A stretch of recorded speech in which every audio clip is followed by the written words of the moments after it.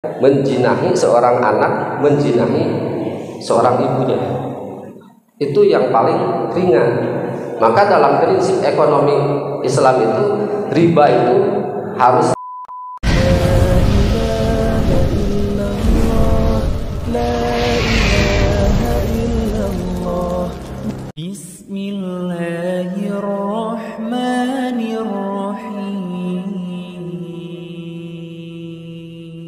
wa nastaghfiruh wa na'udzu billahi min syururi anfusina wa min sayyiati a'malina may yahdihillahu fala mudilla lahu wa may yudlilhu fala hadiya lahu asyhadu an la ilaha illallah wahdahu la syarika lahu wa asyhadu anna sayyidana Muhammadan abduhu wa rasuluhu alladzi la nabiyya ba'dah wa salawatullahi wa salamuhu alaihi wa ala alihi wa man tabi'ahu ila yaumiddin. Allahumma rabbi ishrah li sadri wa yassir li amri wahlul 'uqdatam min lisani yafqahu qawli. Subhanaka la ilma lana illa ma 'allamtana innaka antal alimul hakim. Allahu ghayatuna wal ikhlasu mabda'una wal islahu sabiluna wal mahabbatu syi'aruna nu'aidullaha ala sidqi wal ikhlas wal yaqin wa talabi ridallahi fil amali baina ibadi bit tawakkuli alaih. Bismillah tawakkaltu ala Allah la hawla wa la quwwata illa billahil aliyyil azim. Allahu akbar. Para sadayana alhamdulillah urang sadayana dina ieu waktos parantos nyencakan dinten sabaraha 16 17 alhamdulillah. Alhamdulillah. Mudah-mudahan orang sadayana kalebet kana anu anu paratos dipidhawukeun ku Rasulullah sallallahu alaihi wasallam, man shoma ramadhana imanan wa ihtisaban ghufira lahu ma taqaddama min dzambi. Sisa jalma anu ngalaksanakeun ibadah saum kalayan di dadasaran ku keikhlasan sareng keyakinan ka Allah Subhanahu wa taala, maka ghufira lahu ma taqaddama min dzambih, maka Allah bakal ngahapuskeun dosa-dosa anu parantos kalangkung. Amin ya Allah ya rabbal alamin. Oke, mudah-mudahan urang sadayana parantos termasuk jalmi-jalmi nu kenging di live-nya. Dan semoga kita semua termasuk orang-orang yang telah dijanjikan oleh Allah Subhanahu wa taala melalui lisan mulia Rasulullah sallallahu alaihi wasallam, Ramadan awwaluhu rahmatun wa awsatuhu maghfiratun wa akhiruhu itqun minan nar. Ramadan 10 hari pertama Allah akan mencurahkan rahmat kasih sayang kepada siapapun orangnya yang melaksanakan ibadah saum dengan didasari oleh keikhlasan dan ketakwaan kepada Allah Subhanahu wa taala. 10 hari telah berlalu, kita alhamdulillah masuk ke hari 17. Mudah-mudahan pada fase kedua yaitu Allah Subhanahu wa taala akan mencurahkan, akan menurunkan maghfirah. Mudah-mudahan kita termasuk orang yang mendapatkan maghfirah dari Allah Subhanahu wa taala. Amin ya Allah ya rabbal alamin. Salawat dan salam marilah kita limpahkan kepada junjungan kita, yakni habibana wa nabiyana wa maulana Muhammad sallallahu alaihi wasallam. Tidak lupa kepada keluarganya, para sahabatnya, juga seluruh umatnya hingga yaumil akhir. Hadirin rahimakumullah, Alhamdulillah, pada kesempatan ini saya diberikan waktu untuk mengisi kuliah subuh ini, dan insya Allah pada kesempatan ini akan menyampaikan terkait dengan surat An-Nisa ayat ketiga, surat Al-Maidah ayat ketiga. A'udzu billahi minasyaitonir rajim. Bismillahirrahmanirrahim. Hurimat 'alaikumul maitatu wad-damu wa lahmul khinziri wa ma uhilla li ghairillahi bihi wal munkhaniqatu wal mawqudatu wal mutaraddiyatu wan nadihatu wa ma akala sab'u illa ma dzakkaitum wa ma dhubiha 'alan nusubi wa an tastaqsimu bil azlam dzalikum fisqun al yawma ya'isal ladzina kafaru min dinikum fala takhshawhum wakhshawun al yawma akmaltu lakum dinakum wa atmamtu 'alaikum ni'mati wa raditu lakumul islam dinan wa man ittara fi makhmasatin ghairu mutanajibin li ismin fa innallaha ghafurur rahim. Hadirin rahimakumullah, alhamdulillah, kaitan dengan ayat ini alhamdulillah kemarin oleh Ustadz Heri sudah disampaikan, jadi insyaallah tidak akan banyak saya mengulangi. Namun pertama, bahwa terkait dengan ayat ini asbabun nuzulnya, yaitu ketika Rasulullah SAW melaksanakan haji wada, maka pada saat itu sore hari menjelang malam, sore Jumat menjelang malam, atau malamannya itu pasnya malam Idul Adha, Ada suatu riwayat yang menjelaskan bahwa suatu saat ketika sedang dalam perjalanan tiba-tiba Rasulullah itu posisi Rasulullah dalam keadaan sedang berjalan, sedang menunggangi unta.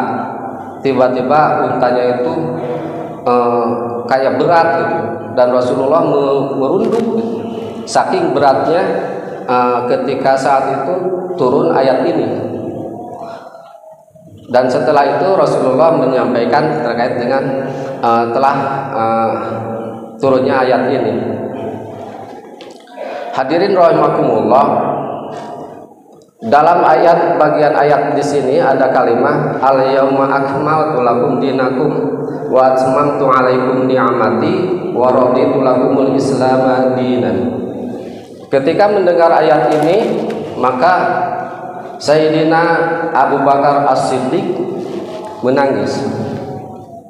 Sayyidina Abu Bakar As-Siddiq menangis, dan para sahabat yang lainnya itu heran, kaget, kenapa Sayyidina Abu Bakar As-Siddiq itu sampai menangis. Ternyata hadirin rahimakumullah, bahwa Sayyidina Abu Bakar As-Siddiq memahami ketika suatu Rasul telah sempurna menyampaikan wahyunya, itu berarti tugas Rasulnya itu sudah selesai. Berarti perpisahan dengan seorang utusan itu mau tidak mau akan terjadi. Makanya Sayyidina Abu Bakar As-Siddiq menangis dan sedih, dan setelah itu baru sahabat yang lain pun memahaminya. Hadirin rahimakumullah, Dan tidak lama dari ayat ini, setelah ayat ini turun, ternyata bulan haji, bulan Zulhijjah, Muharram, Safar, dan Rabiul Awal, Rasulullah Shallallahu Alaihi Wasallam meninggal. 3 bulan, kurang lebih 3 bulan setelah ayat ini, Rasulullah Shallallahu Alaihi Wasallam meninggal. Hadirin rahimakumullah,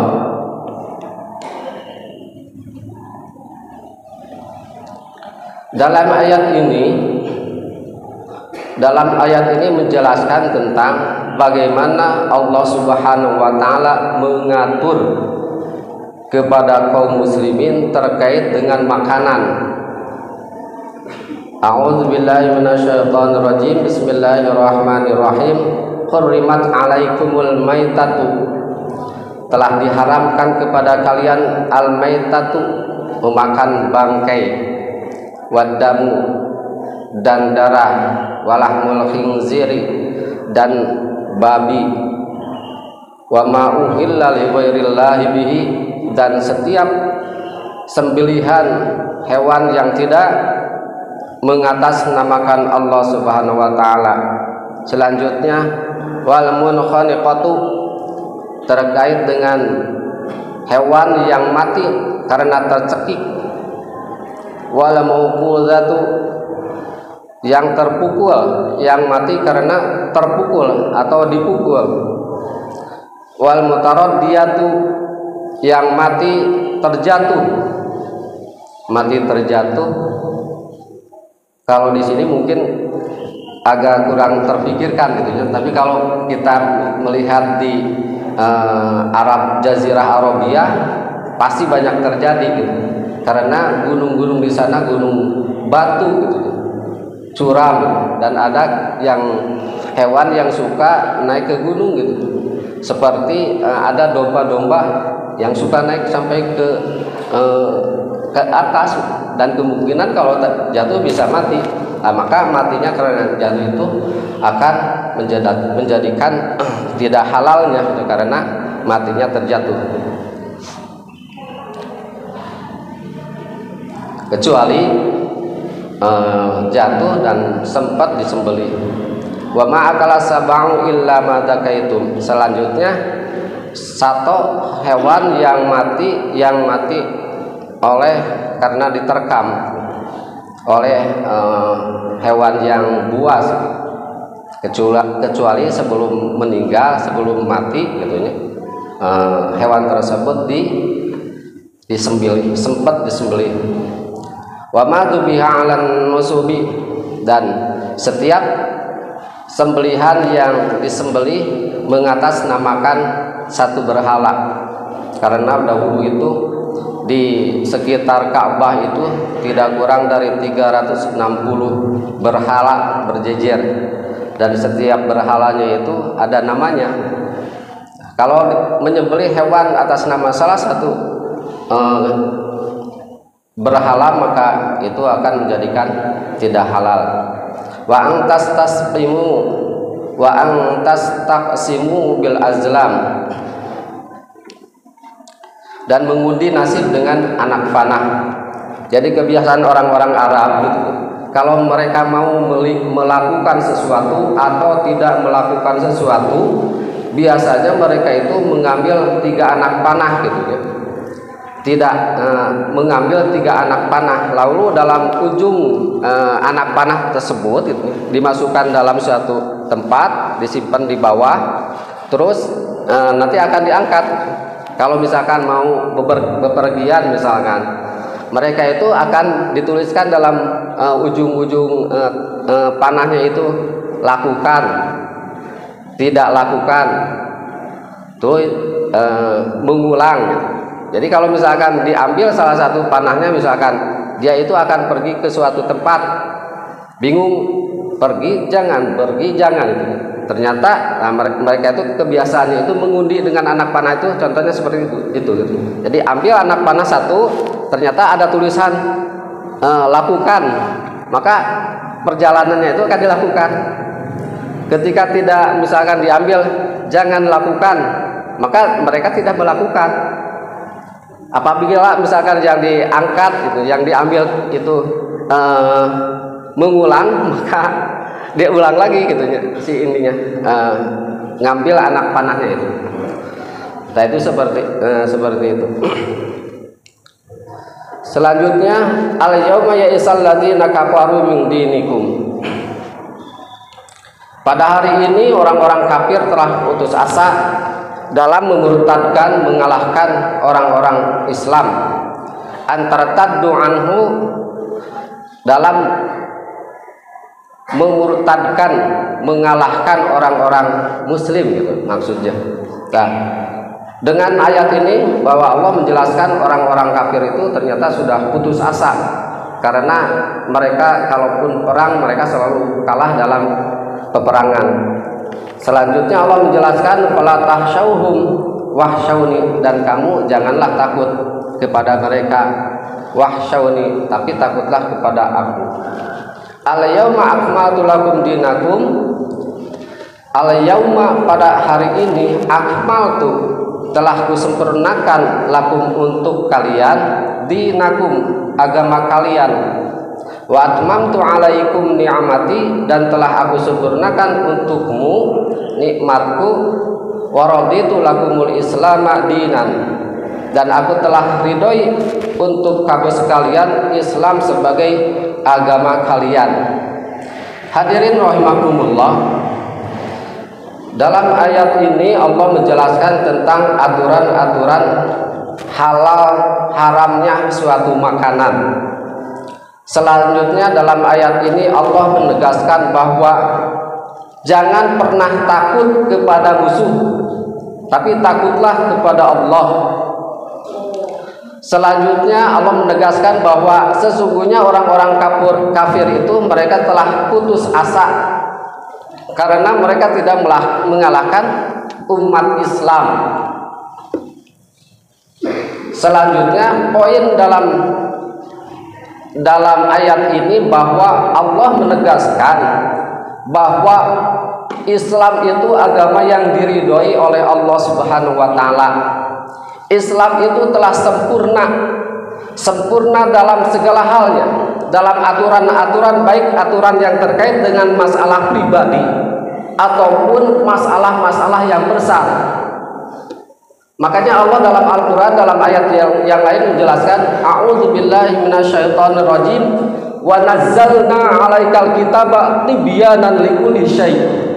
Wa nazzalna, dan telah aku turunkan, alaika, kepada kamu, maksudnya kepada Nabi Muhammad SAW, tibyanan likulli syai', untuk menjelaskan segala urusan permasalahan yang ada, maka solusinya adalah Al-Quran. Hadirin rahimakumullah, maka kalau kita melihat kepada, mencermati kepada agama-agama yang ada, bahwa kita akan mendapati keutamaan, keistimewaan agama kita. Perbedaan yang sangat jauh antara Islam dengan luar Islam. Ini kan ada ajaran, ada faham-faham liberal, orang yang mengatakan bahwa semua agama itu sama, karena semua agama mengajarkan kepada kebenaran. Itu kata orang-orang liberal, mengatakan seperti itu. Padahal Islam dengan agama-agama yang lain itu sangat berbeda. Kalau agama-agama yang lain,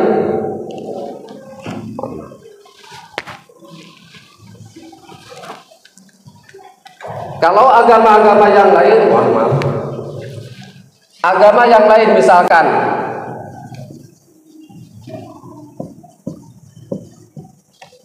agama Kristen,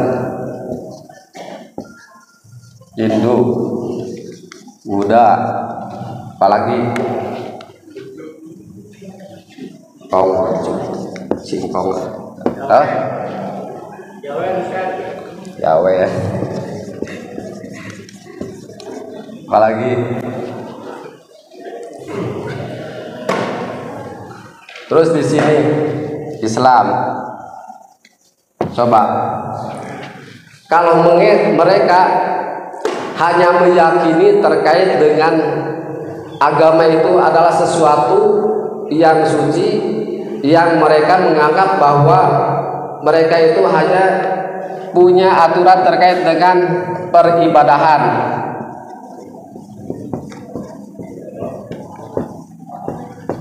Tempat ibadah mereka terkait dengan ekonomi, ada nggak sistem ekonomi Kristen?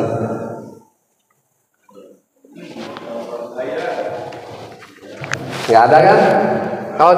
Kalau dalam Islam ada. Ada nggak sistem pengadilan dalam Islam? Mereka tidak ada. Dalam Islam ada. Adakah hukum sosial yang mengatur antara satu rumah dengan rumah yang lain, antara kita dengan tetangga? Ada nggak hukum sosial mereka? Tidak ada. Dalam Islam ada. Terkait dengan masalah misalkan makan saja, makan minum, ada nggak?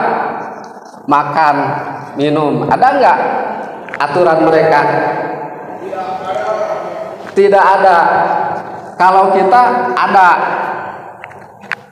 Kalau misalkan mereka punya aturan yang terkait dengan pakaian,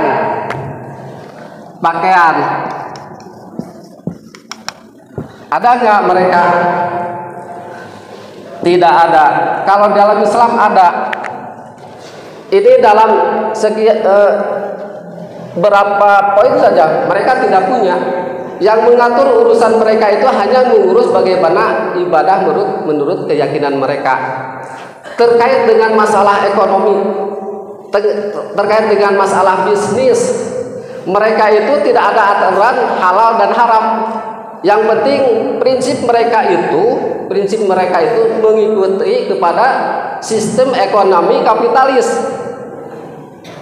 Sistem ekonomi kapitalis mereka mengatakan bahwa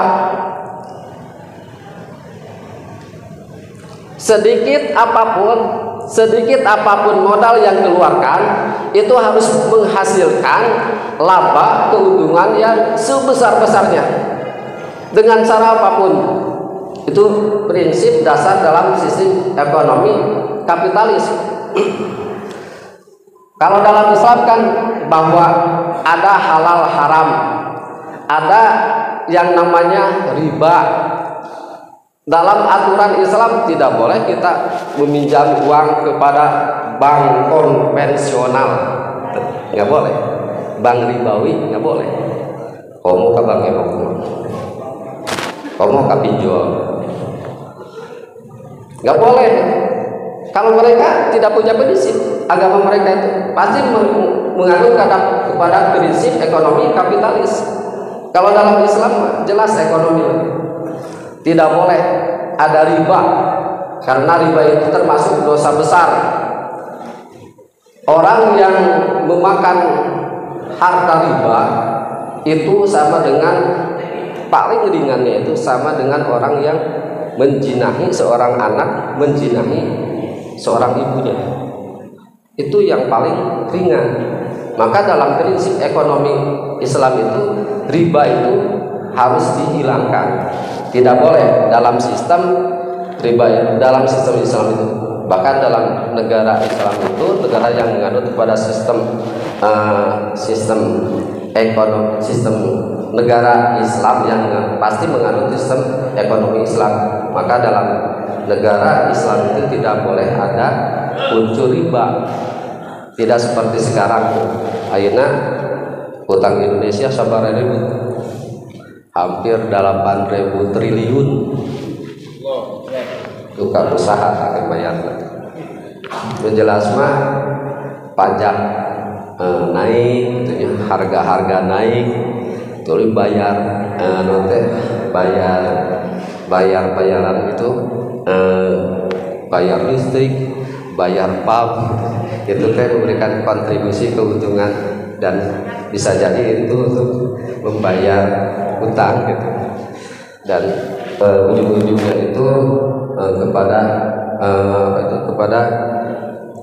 beban terhadap rakyat. Nah itu jadi perbedaan Islam dengan agama yang lain itu sangat jauh gitu.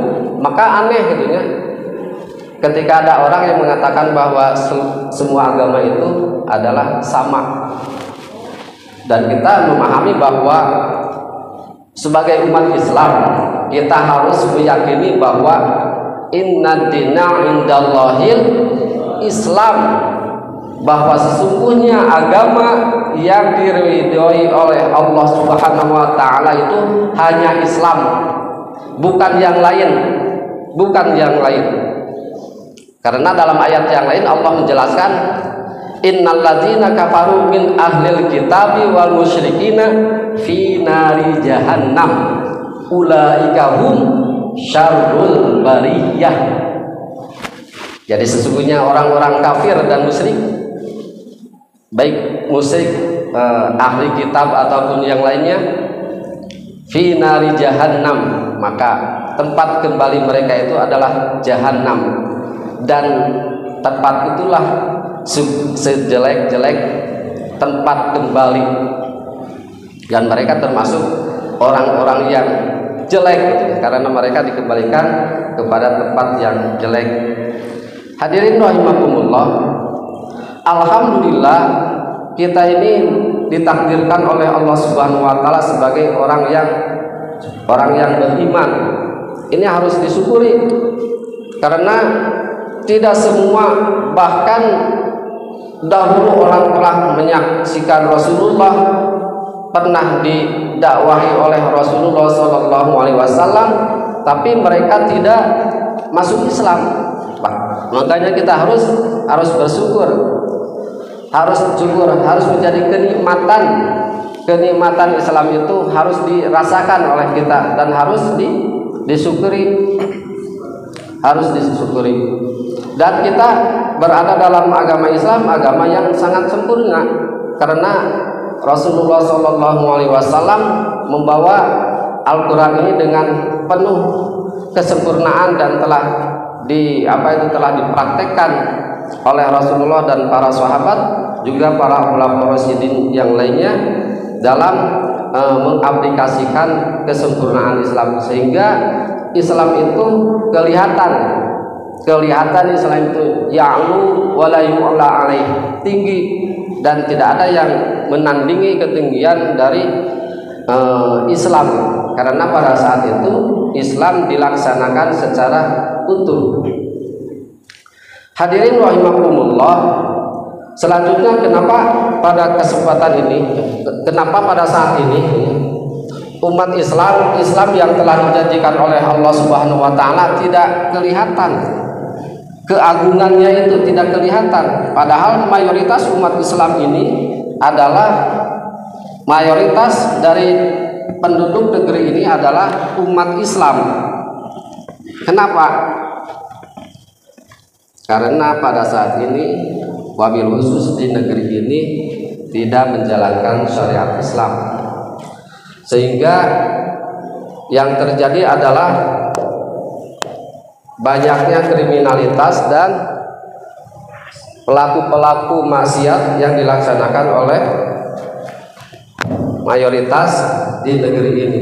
Kalau kita lihat kan dalam berita banyaknya tentang perilaku-perilaku yang bertentangan kepada aturan-aturan Allah Subhanahu wa taala. Maka para hadirin rahimakumullah, ketika syariat Islam dilaksanakan, maka apa yang terjadi? Ketika syariat Islam dilaksanakan, maka maqasidus syariat, tujuan diterapkannya syariat itu akan terlihat. Pertama, hifdzul aqidah atau hifdzuddin.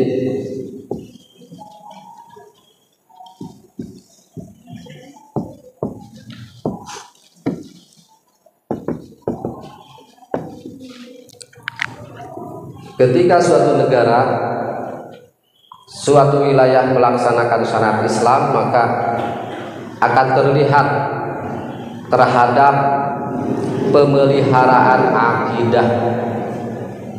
Akidah Islam itu akan dijaga karena negara melindungi akidah dan akan menangkap, akan menyingkirkan setiap orang, setiap kelompok yang menyesatkan atau setiap kelompok yang menyelewengkan agama Islam.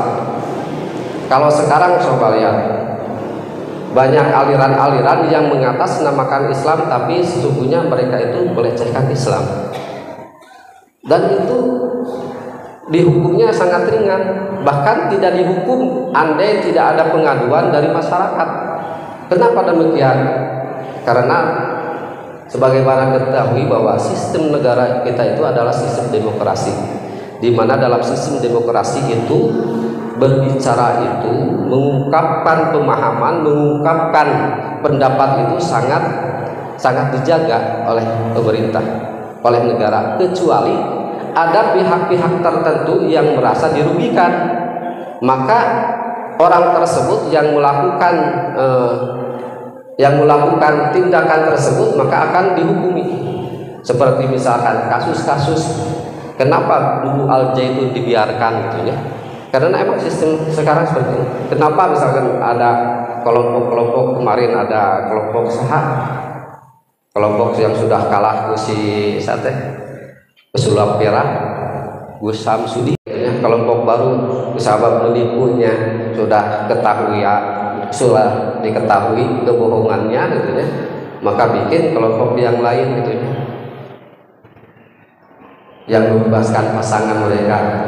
Dan mereka itu kelompok-kelompok atau paham-paham seperti itu dibiarkan, dan banyak lagi gitu paham-paham yang lain yang dibiarkan oleh pemerintah. Karena emang sistem demokrasi itu membebaskan setiap orang untuk berpendapat, walaupun pendapat itu sangat menyesatkan gitu. Dan akan dibiarkan, kecuali ketika ada pengaduan di masyarakat, barulah itu akan ditindaklanjuti. Selanjutnya hifdzun nasab.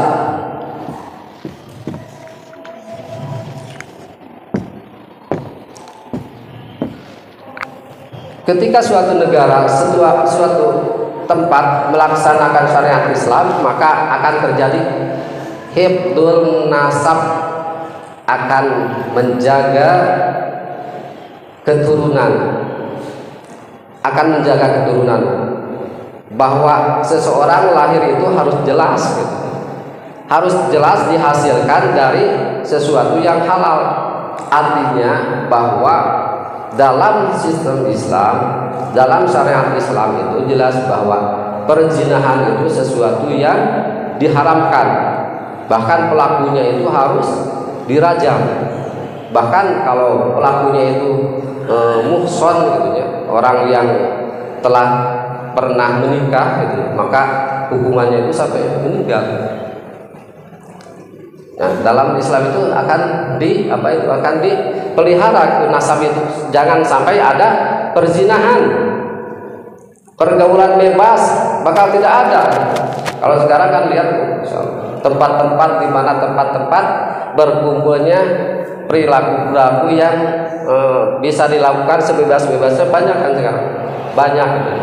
Nah, dalam syariat Islam itu tidak boleh, karena nasab keturunan itu harus jelas. Kenapa? Ini kan akan menimbulkan kepada efek yang lain. Ketika ada anak hasil perzinahan, ada anak hasil dari orang tuanya itu hasil perzinahan, maka terputuslah itu nasab kepada orang tersebut itu. Jadi walaupun ada ayah dan ibunya gitu, tapi hakikatnya mereka itu terputus secara nasab. Kalau anak tersebut ternyata yang dilahirkannya itu perempuan, ketika dia dewasa mau nikah, maka ayahnya secara biologis, maka sesungguhnya itu bukan ayah mereka. Tidak ada hak untuk menikahkan mereka anak tersebut. Atau ketika orang tuanya meninggal, maka ahli waris mereka itu tidak mendapatkan warisan. Maka dalam hal ini Islam menjaga nasab keturunan. Maka dari itu yang namanya pergaulan bebas dan perzinahan itu akan dilindungi. Selanjutnya hifdzul mal akan terlihat ketika di suatu tempat, suatu negara melaksanakan syariat Islam, maka harta itu akan dijaga. Bahkan orang yang mengambil harta orang lain itu akan dipotong tangannya ketika emang mereka betul-betul mengambilnya itu sesuai yang telah ditentukan oleh syariat. Mereka itu mengambil hak orang lain, mengambil harta orang lain karena tidak ada alasan lain kecuali mereka ingin memiliki harta orang lain dengan cara mencuri. Maka ketika curiannya itu sesuai dengan ketentuan yang sudah ditetapkan bahwa mereka harus dipotong tangannya, sampai harus dipotong tangannya. Dan dalam syariat Islam itu harta itu ada 3. Ada milik umum, milkiyah am,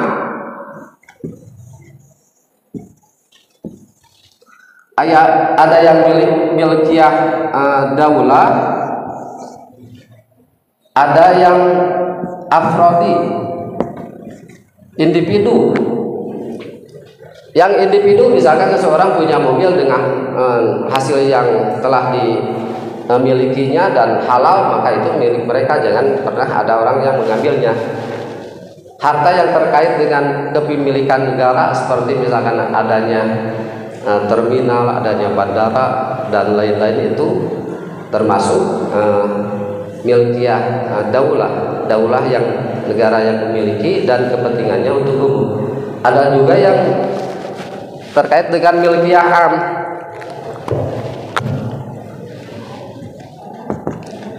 Milkiyah am, kepemilikan umum. Hadirin rahimakumullah, dalam suatu hadis Rasulullah Shallallahu alaihi wasallam menjelaskan, an-nasu syuraka'u fi salasin, al-ma'u wan naru wal kala'u. Kata Rasulullah Shallallahu alaihi wasallam bahwa manusia itu berserikat dalam 3 hal. Manusia tidak lepas dari 3 hal, yaitu tanah yang subur, al-ma'u air, wal kala'u tanah yang subur yang bisa menghasilkan, yang ketiganya an-nar.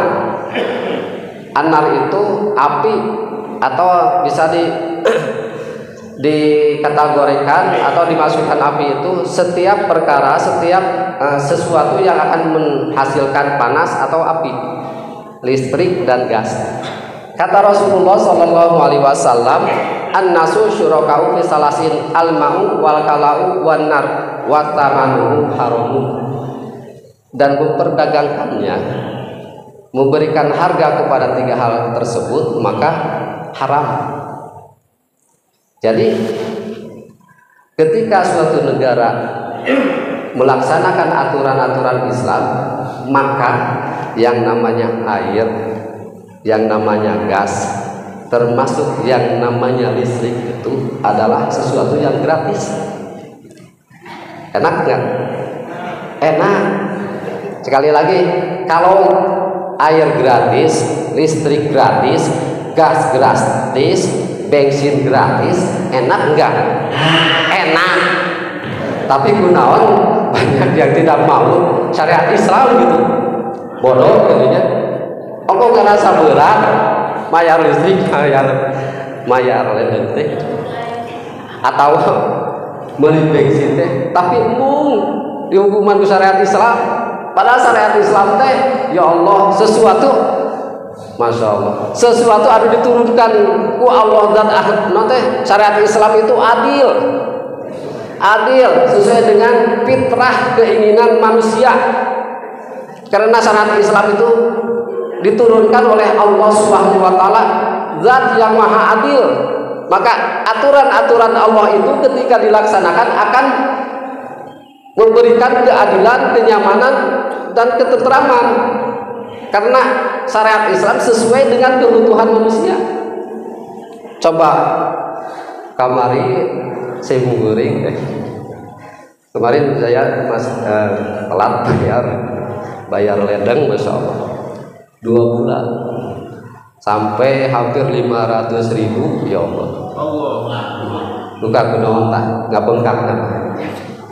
Tadi pikir-pikir sarua jeung ngabiayaan budak sabulan di pasantren biayana. Buat saya mah itu kan lumayan berat gitu ya, bayar ledeng 500.000. Bayar Masya Allah. Listrik ya sama. Jadi syariat Islam itu sangat sesuai. Karena orang tidak paham tentang syariat Islam, karena emang ada usaha dari orang-orang gitu ya, dari orang-orang yang benci terhadap Islam, yang tidak senang dengan Islam, maka Islam itu digambarkan sesuatu yang menakutkan. Padahal dari sisi ini aja gitu. Kalau misalkan dalam Islam ada hukuman mati, emang di Cina, emang di Amerika, emang di Indonesia ada hukuman mati? Ayah banyak hukuman mati, banyak yang dieksekusi gitu, dihukum mati banyak. Yang membedakan itu cara mereka menghukum dan karena apa mereka menghukum, alasannya bagaimana, itu yang membedakan. Kalau kita kan jelas menghukum seseorang dengan hukuman mati dalam Islam karena emang ketentuan Allah seperti itu gitu. Dan itu tidak sembarangan orang dihukum mati. Orang mencuri juga tidak sembarangan karena mencuri dipotong tangan, di tangan-tangan, tidak, harus diselidiki dulu. Orang tersebut mencuri itu karena apa? Harus diselidiki sampai mereka itu tahu gitu. Pengadilan itu tahu kondisi masyarakat, kondisi mereka yang mencuri itu. Ketika orang ditanya, kenapa kamu mencuri? Saya Pak mencuri karena terpaksa Pak. Terpaksa kenapa? Karena orang tua saya, karena anak-anak saya tidak makan. Maka pengadilan itu harus menyurvei apakah betul kondisinya seperti itu. Kalau misalkan ternyata betul, maka apa yang terjadi? Hukumannya dibatalkan dan kewajiban dari keluarga, masyarakat, mereka itu membantu orang yang tidak mampu. Kalau misalkan masyarakat dan keluarga yang tidak mampu, maka kewajiban negara itu memenuhi kebutuhan rakyatnya. Jadi ya, rakyat yang mencuri karena kebutuhan itu bukan dihukum, justru mereka itu diberikan kebutuhannya dan dipahamkan lagi tentang Islamnya.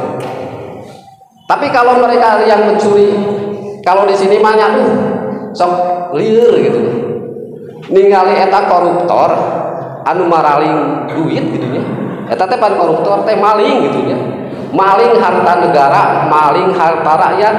Ketika ditangkap masih kena bisa seserian gitu. Ih, ya Allah.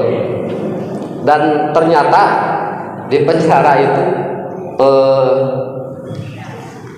macam-macam. Ada kelasnya, aya nu penuh siksaan, aya nu penuh kenikmatan, ada.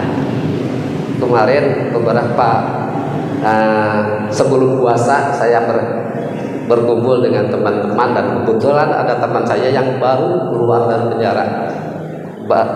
Dia dihukum 2 tahun karena mengkritisi pemerintah. Karena beliau mengkritisi tentang banyaknya Cina ke Indonesia, sementara kaum muslimin yang ada di Cina, di Uighur dibantai. Saudara kita itu, saudara muslim yang ada di Cina itu dibantai. Kita bukannya menolong, tapi yang mereka yang datang ke sana orang Cina gitu, kita sambut. Tapi dikritisi oleh teman, sehingga divonis 2 tahun. Dan ternyata di penjara itu banyak kelasnya. Kalau bagi orang yang banyak uang, enak, tidak akan tersentuh dengan pukulan, tapi akan diberikan fasilitas yang enak. ada kasur, ada makanan juga bisa pesan katanya. Masya Allah. Jadi penjara itu tidak membuatkan rasa ini gitu, rasa kapok, tapi justru menikmati. Apalagi koruptor, maling sekian ratus miliar, sekian triliun, itu kan hitung-hitungan. Buat ini segini, buat ini segini, buat nanti di rumah segini, ketika pulang ada sisa segini. Seperti Masya Allah. Berbeda dengan dalam Islam. Dalam Islam itu bahkan ada keuntungan yang luar biasa ketika seseorang itu ketika syariat Islam itu diterapkan. Ayat yang namanya jawabir dan jawazir. Jawabir, jawazir.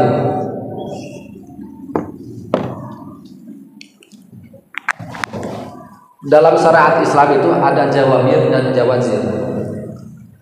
Jawabir, ketika seseorang divonis dengan ketentuan syariat Islam, maka akan berdampak kepada masyarakat yang paham tentang hukum, akan menjadikan masyarakat menghindar terkait dengan hukuman, akan membuat pelakunya kapok, dan orang-orang yang menyaksikan hukuman tersebut mereka akan takut, karena salah satu pelaksanaan syariat Islam itu harus dilaksanakan terkait misalkan ada takjir bagi orang yang minum khamar, atau misalkan ada orang yang melakukan perzinahan, atau ada orang yang melakukan pencurian, bahkan ada orang yang melakukan pembunuhan. Itu harus ditetapkan, harus dieksekusi, harus dilaksanakan di tengah-tengah masyarakat yang banyak. Maka pelaksanaannya itu harus di lapangan, disaksikan oleh orang banyak, sehingga jadi pelajaran bagi masyarakat. Nah, jadi akan membuat masyarakat itu tidak ingin melakukan suatu maksiat, karena mereka sendiri melihat bagaimana hukuman dalam Islam. Keduanya zawajir, yaitu akan menjadi penebus bagi pelakunya. Jadi kalau misalkan ada seseorang yang mencuri atau melakukan perzinahan, lalu mereka itu diterapkan atau dilakukan hukuman bagi mereka gitu, baik yang mencuri atau yang berzina, sesuai dengan ketentuan Allah, maka akan menjadi penebus kepada dosa-dosa mereka gitu. Dan ini tidak ada dalam hukum yang lain. Tekapoknya tekapoknya di akhiratnya bakal tetapnya dosa manusia gitu. Dan seperti itu. Jadi banyak keuntungan, banyak hikmah yang apabila dalam syariat Islam itu diterapkan, banyak hikmahnya, banyak kebaikannya terkait dengan milkiyah am. Di antaranya air dan bensin saja gitunya digratiskan kan, udah mengurangi banget nanti beban masyarakat gitu. Apalagi yang lainnya, bahkan tanah dalam kepemilikan harta gitu, tanah ada tanah-tanah ihyaul ar istilahnya. Ihyaul ar itu menghidupkan tanah mati. Coba dalam Islam itu, dalam ketentuan Islam itu, ketika seseorang memiliki tanah, lalu tanah itu dibiarkan selama minimal 3 tahun tidak dikelola, maka negara akan mengambil, dan negara akan memberikan tanah tersebut kepada orang yang membutuhkan. Hebat tuh kan Dede? Hebat atuh. Ayeuna mah loba tanah negara Rambung ku batur ulah gitunya, dijual henteu gitunya. Di note dikelola henteu. Tak dalam syariat Islam sampai seperti itu kan. Sekarang mah katanya aya geun imah hese geunya. Teu aya. Sementara banyak tanah-tanah ngagambung gitu. Jadi seperti itu terkait dengan tanah. Terus ketika seseorang datang ke suatu tempat yang belum ada penghuninya, lalu mereka memagari tanah dan mengelola tanah, maka dalam syariat Islam orang tersebut itu jadi pemiliknya. Namun asup ke hiji daerah ternyata di dieu can katincak ku sasaha oge gitu. Nah, dalam Islam itu maka orang nanti menginjakan kaki di tanah tersebut lalu mengelola tanah tersebut, maka itu jadi hak miliknya. Itu dalam Islam itu sangat ini. Selanjutnya dalam Islam itu ada ketika syariat Islam diterapkan maka akan terjadi hibdun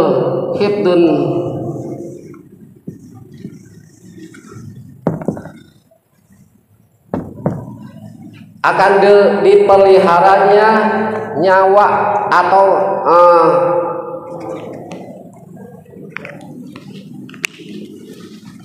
akan dipeliharanya nafs pribadi atau orang, akan dipeliharanya seseorang, maka tidak boleh orang menghina atau membunuh gitu ya.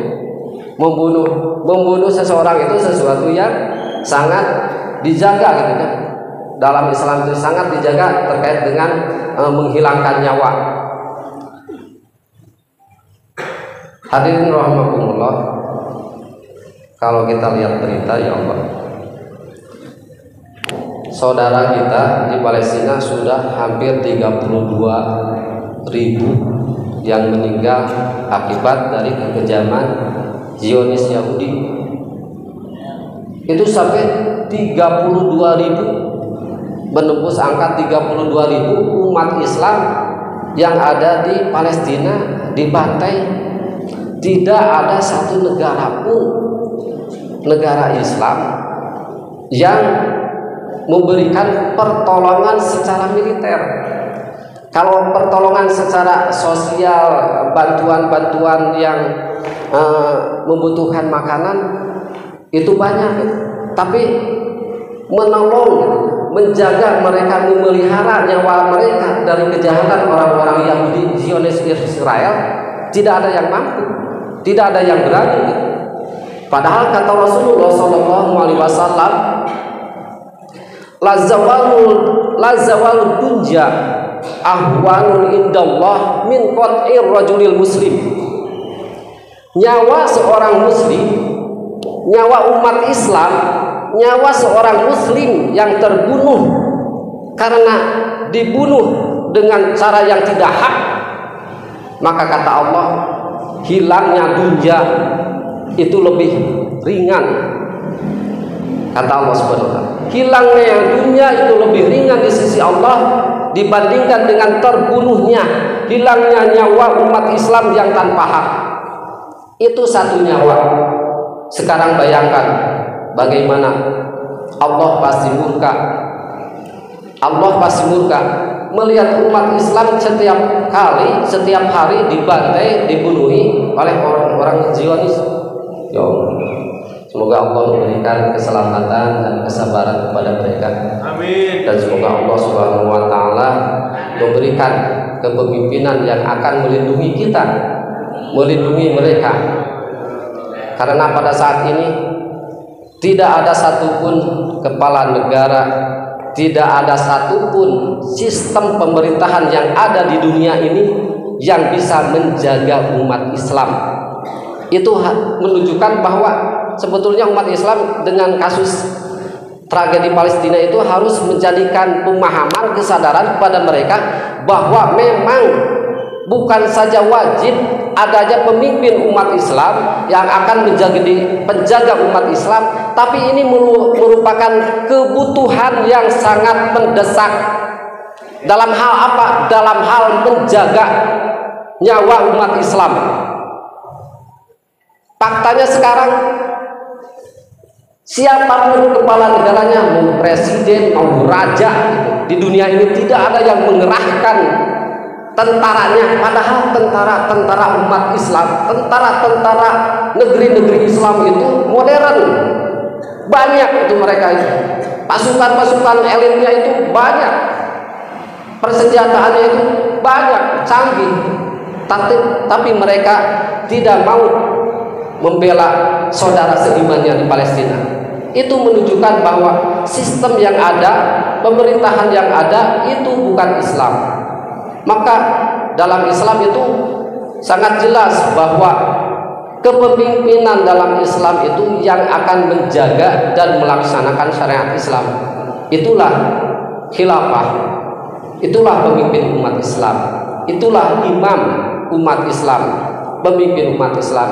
Makanya kata Rasulullah SAW dalam satu hadisnya, wa innamal imamu junnatun yuqatalu min waraihi wa yutaqabih, bahwa adanya imam, adanya pemimpin, adanya khalifah itu menjadi penjaga, menjadi tameng, menjadi perisai bagi umat Islam agar mereka dipelihara, terjaga.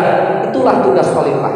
Karena apa? Karena khalifah, karena imam, karena Amirul Mukminin diangkat, dibaiat oleh umat itu untuk melaksanakan Islam, menjaga Islam dan menjaga kaum muslimin, juga menjaga daulah negara tersebut. Itulah pentingnya. Maka menurut saya saat ini bukannya kewajiban umat Islam menegakkan syariat Islam, menegakkan syariah dan khilafah, bukan saja wajib tapi kebutuhan yang sangat mendesak. Karena itulah yang pernah terjadi. Bagaimana dulu ketika Palestina pertama kali dikuasai oleh umat Islam, itu terjadi kepada waktu Khalifah Umar bin Khattab. Umar bin Khattab melakukan perjanjian karena di sana ada seorang pendeta Nasrani yang meminta perlindungan kepada Sayyidina Umar bin Khattab. Mereka akan menyerahkan tanah Palestina dengan satu syarat, bahwa tanah ini aku pasrahkan kepada Amir Mukminin Khalifah Umar bin Khattab dengan satu syarat, jangan pernah memberikan izin kepada orang Yahudi untuk tinggal di Palestina. Dan itu disepakati oleh Sayyidina Umar bin Khattab sebagai Amirul Mukminin. Maka pada saat itu, sejak saat itu sampai akhir kehilafahan, tidak pernah orang Yahudi itu macam-macam terhadap kaum muslimin yang ada di Palestina. Kalaupun ada, itu bisa ditangani secara, bukan seperti sekarang ini. Karena itu adalah letupan-letupan atau kejadian yang secara individu, bukan seperti sekarang. Ketika Khalifah Abdul Majid kedua pun, datanglah pemimpin Yahudi dari Eropa, Theodoret Herzl namanya itu. Pimpinan Yahudi itu datang kepada Khalifah Abdul Majid kedua, Abdul Hamid kedua. Mereka meminta perlindungan dengan membawa bongkahan emas dan uang. Mereka bermaksud menyuap kepada Abdul Majid sebagai khalifah untuk orang Yahudi bisa tinggal di Palestina. Karena seorang khalifah memahami bagaimana pendahulunya dan bagaimana sejarah umat Islam di Palestina, maka Khalifah Abdul Majid pun sama. Mereka menolak memberikan izin kepada orang Yahudi untuk eksodus, untuk tinggal di tanah Palestina. Kata Khalifah Abdul Majid, jangan berharap Anda orang Yahudi bisa tinggal di tanah Palestina, karena tanah Palestina bukan milik khalifah, karena tanah Palestina itu milik kaum muslimin. Maka pergilah Anda dan jangan berharap Anda bisa tinggal di negeri ini. Dan pemimpin Yahudi pun kembali kepada negara mereka. Dan di Jerman pun ternyata Yahudi itu dibantai, karena emang orang Yahudi mah jadi benalu gitu. Di mana-mana oke jadi benalu, jadi mangane, ngaruksak. Jadi dibantai Nazi. Hadirin rahimakumullah, dengan demikian bahwa termasuk kesempurnaan Islam itu bisa kita rasakan, bisa kita nikmati, bisa kita lihat, dan menjadi rahmatan lil alamin ketika syariat Islam itu bisa diterapkan dalam bentuk negara, yaitu negara di mana negara tersebut melaksanakan hukum-hukum Islam. Dan itulah sesuatu yang harus kita nanti-nantikan, bukan sesuatu yang kita takuti. Karena memang orang-orang kafir itu sengaja orang-orang kafir, orang-orang yang tidak suka terhadap Islam itu memberikan stigma negatif terhadap syariat Islam. Dibuatlah rekayasa yang seolah itu dilakukan oleh orang Islam atau kelompok Islam, termasuk penghancuran gedung WTC itu rekayasa gitu. Rekayasa yang dituduhkan kepada orang Islam yang seolah-olah itu dilakukan oleh orang Islam. Atau ada kelompok-kelompok yang lain yang mengatasnamakan negara Islam, lalu mereka di dalamnya membantai dan melakukan segala rupa hal-hal yang bertentangan dengan syariat Islam, yang menggambarkan, memberikan stigma atau cap atau gambaran bahwa itulah negara Islam, dan itulah sebetulnya bukan negara Islam sebetulnya. Itu adalah rekayasa dari orang-orang yang benci terhadap Islam, dan itu diakui oleh Menteri Luar Negeri waktu itu yang mengatakan bahwa termasuk ISIS itu adalah buatan mereka, dan kita harus hati-hati. Hadirin rahimakumullah, demikian yang bisa saya sampaikan, mohon maaf.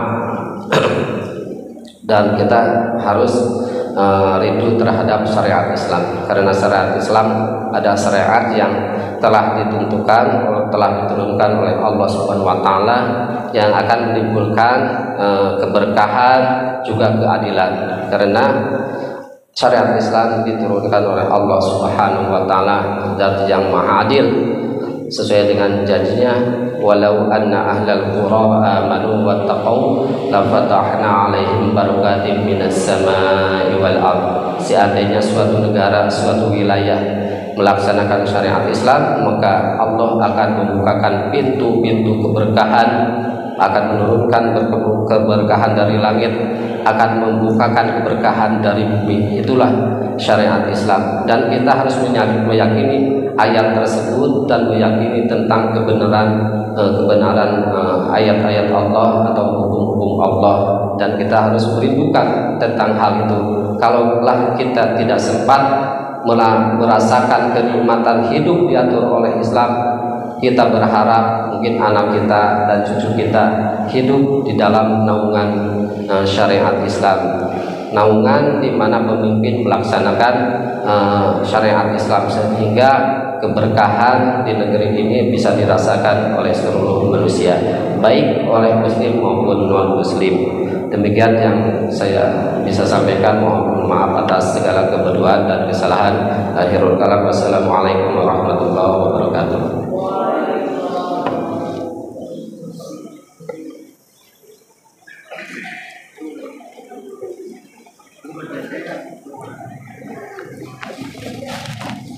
Alhamdulillahirrahmanirrahim. Untuk para bersama besar dari Jokowi, para semua terus